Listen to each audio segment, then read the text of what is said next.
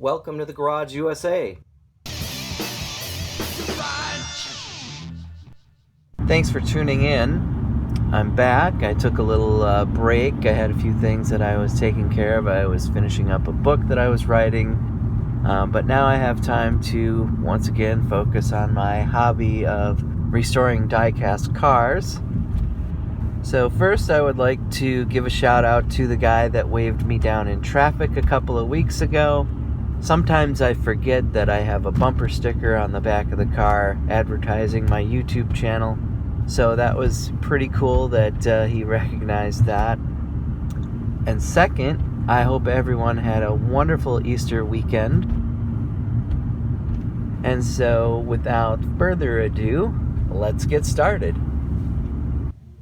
This is a Tootsietoy Ford F1 pickup. I got this at an antique shop for about $2. And as you can tell, it's been repainted, and it's been repainted quite poorly. This will actually be a fairly easy restoration because there is no base and no interior. It is just the casting of the vehicle and the wheels.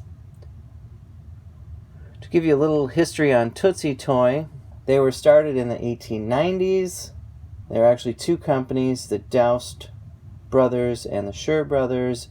Doust brothers published a trade magazine for laundry, and they obtained a die casting machine and just did promotional items that were related to the laundry industry. So they made thimbles and an iron and a couple other die cast pieces. Those pieces later were bought and used by Parker Brothers in their board game Monopoly. Doust Manufacturing also made early die-cast cars, starting as early as 1911. They made a limousine, followed by a Ford Model T, and later a race car, all of which I also picked up at an antique shop. And these are the oldest die-cast vehicles that I have in my collection.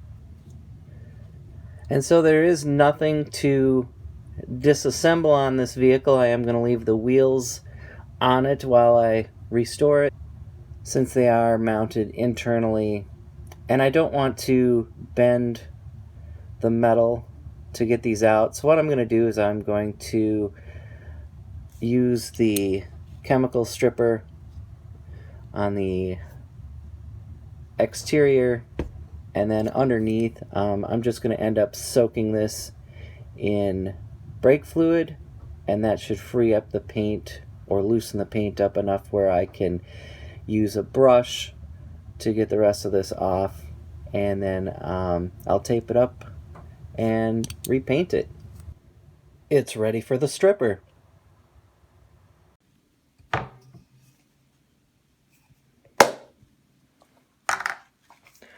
I'm going to go ahead and hit it with some Citrus Strip. And the reason I'm going to soak the bottom with brake fluid is basically so I can leave the wheels on and the wheels won't get damaged. So just take a few moments while that works its magic, and then that paint will just come right off. So it is going to require at least one more round of the stripper, and then again I will be soaking it in brake fluid to get the rest of the paint off of the bottom.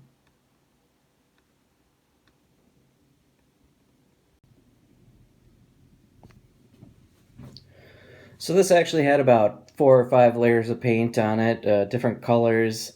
There was some blue on it, there was some green on it, obviously the beige color, just a lot of paint. But as you can see, and this is one thing I don't like about Tootsie Toys, is their castings actually aren't the greatest. That A-pillar is way too thick on that side, and it's actually a different shape than the passenger side. It's got some details. Again, the base. I did end up taking the wheels off, and what I did is I just slightly bent the axles just so I could lift those out, and I'll put that back in once I'm done. But this is ready to be sanded and then primed and painted. And I will be using the Tamiya Fine Primer.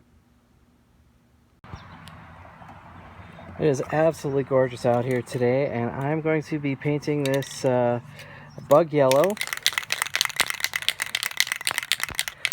I am still using spray paint, however, I did get an airbrush for Christmas, and so next week I hope to be using the airbrush for the painting.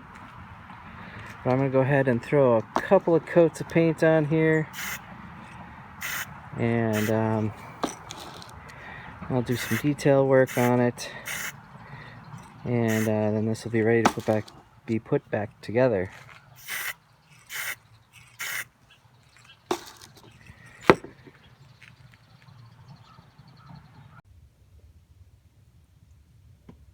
And there it is, back together. I've got the details painted on it, and again, these Tootsie Toys, they're not the greatest castings, but I do believe that this looks a lot better than it was before, and I'll give you a quick before shot.